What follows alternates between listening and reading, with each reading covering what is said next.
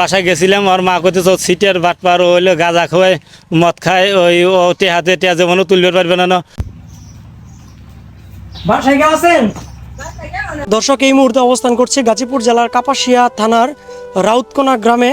আজকে এইখানে যে ঘটনাটি ঘটেছে, জামাই পিঠা বিক্রি করে তো এলাকায় ঘুরে ঘুরে বিক্রি করার অবস্থায় কিন্তু এই এলাকার একজন নাম হচ্ছে সিয়াম, তাকে 1000 টাকায় মোবাইল দিবে এই প্রলোভন দেখিয়ে গরিব মানুষ তার কাছ থেকে 1000 টাকা নিয়ে সে চলে যায়। ইতিমধ্যে আমরা জেনেছি এলাকায় তিনি একজন নেশাগ্রস্ত একজন লোক, গাঁজা এবং ইয়াবা সেবন করেন।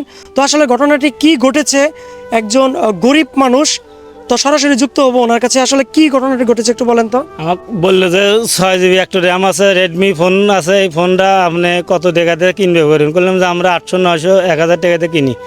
বললো যে 1000 টাকা আমাকে মাক দিবেন আর আমাকে দিবেন 100 টাকা ফাঁকে নিয়ে আসে। ঠিক আছে, 1000 টাকার নিচে ফোনটা আনতে যায় আল্লাহ আর এক রাস্তা দিয়া আমাকে ডাক দিয়ে পলাইছে, দৌড় বেড়ে চলে আসে। কিভাবে চাইছে আপনার কাছ থেকে টাকাটা? ওই রেডমি একটা ফোন দিব, দিয়ে কইতেছে যে 1000 টাকা দাও। ঠিক আছে, 1000 টাকা ওর মায়ের দেওয়ার কথা কালিয়েছে। মা পরপুরুষে দেখে না দেখে এর লেগে মনে হয় যে ওর মায়ের কাছে টাকা দিবার জ্বালাই ও পলাইছে।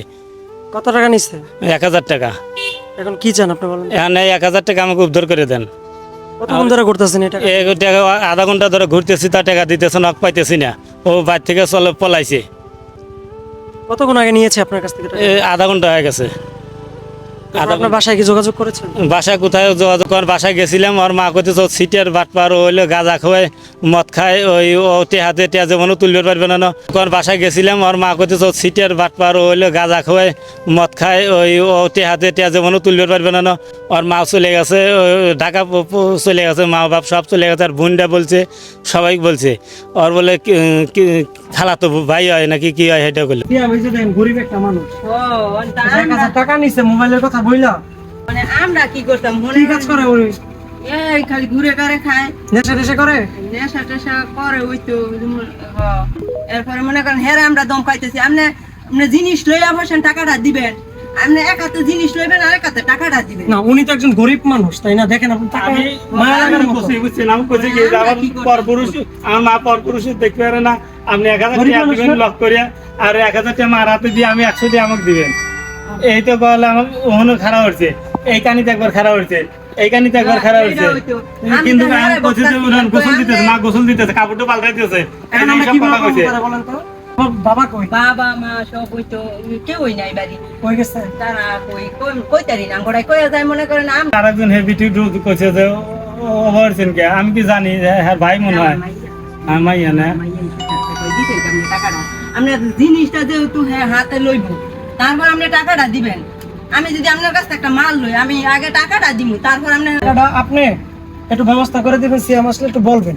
আমি বলতাম, কিন্তু আমি আইলে কইতাম যে তুমি গরিব মানুষ, টাকাটা তার একটু দিয়া দাও।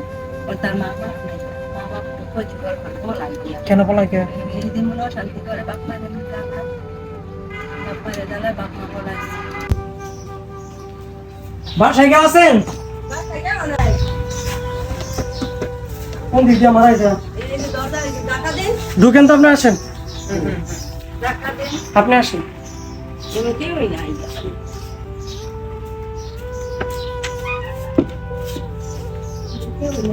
নাই না?